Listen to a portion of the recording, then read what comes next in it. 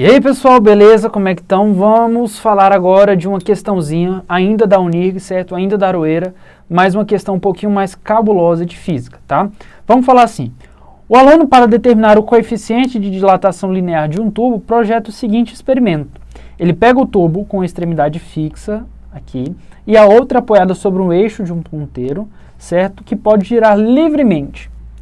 O ponto de apoio no eixo do ponteiro encontra-se a exatamente 1 metro da extremidade fixa, ok? Então, essa distância tem 1 metro. Ele vai aquecer o tubo, fazendo sua temperatura variar de quanto? Variar 100 graus Celsius. E isso aqui também é importante, ok? Essa variação da temperatura. O tubo, ao se dilatar, gira o ponteiro de um ângulo de 30 graus ou π/6 radianos. Basicamente é o seguinte, o tubo está aqui apoiado, certo? Na hora em que ele se dilata, ele tende a se expandir, porque ele tem uma dilatação linear. Logo, no momento em que ele expande para cá, é como se ele empurrasse o eixo, fazendo com que o eixo rotacione, certo? No sentido, no caso, horário. O tubo, ao se dilatar, gira o ponteiro, certo? Sem escorregar sobre o seu eixo. De modo que, olha isso aqui, ó, o valor da dilatação do tubo é o mesmo do comprimento do arco que um ponto da superfície do eixo percorre. Sabendo que o eixo do raio, né, o eixo do ponteiro possui raio de 6 milímetros, o estudante encontrou um valor para o coeficiente de dilatação linear, que é quanto? Vamos lá. Ele percorreu, certo, essa dilatação, empurrou o eixo, e esse eixo girou um determinado ângulo, que foi quanto? Que foi os próprios 30 graus, ou π/6 radianos. Primeira coisa que nós temos que calcular, pessoal, é o quê? É justamente esse comprimento, certo? O comprimento do arco que ele percorreu. Como que eu calculo o comprimento do arco? Gente, é o seguinte, ó. O comprimento do arco é o seguinte. O raio, o ângulo, né? É igual a quem, pessoal? O ângulo é igual ao comprimento sobre quem? Sobre o raio, tá? Existe uma coisa que é importante ser falada aqui, que é a seguinte.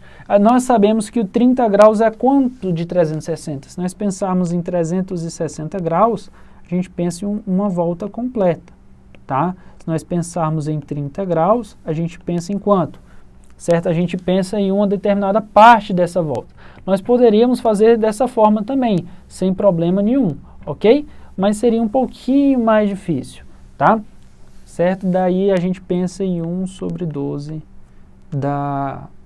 da volta, ok? Mas nós podemos jogar na fórmula também. O ângulo, certo? Em radianos nós sabemos que é quanto? Nós sabemos que é o π/6, concorda comigo? π/6, tá? Que é igual a quem? O comprimento, que é o que eu quero achar, comprimento, tudo isso dividido pelo raio, que é de quanto, gente? 6 milímetros. Vou deixar em milímetros, tá? 6 milímetros.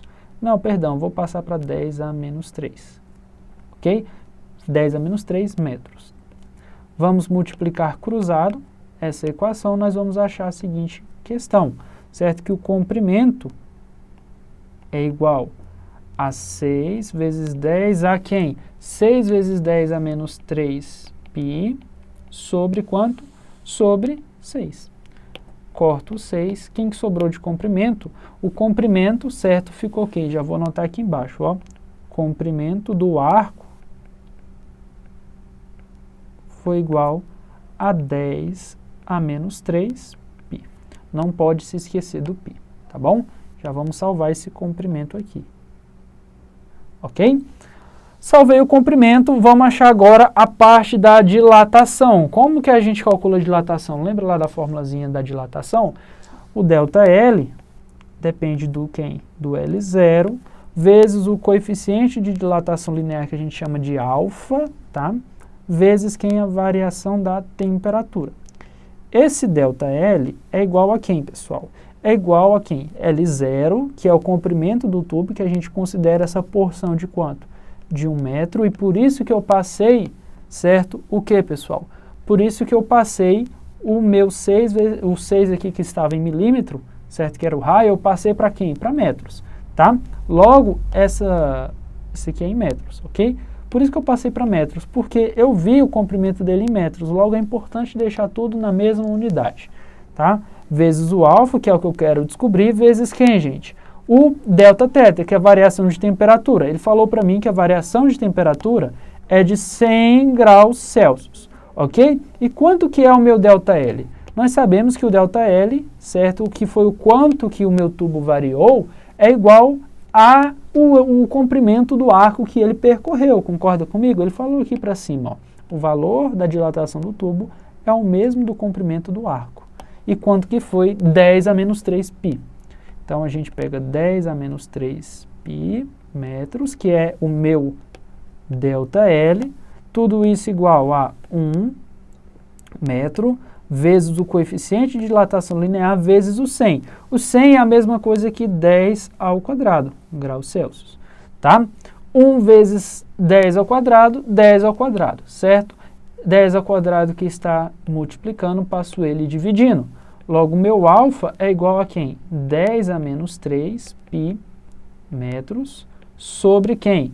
Sobre 1 metro, certo? Eu posso passar 1 metro dividindo também, em vez de multiplicar, tanto faz.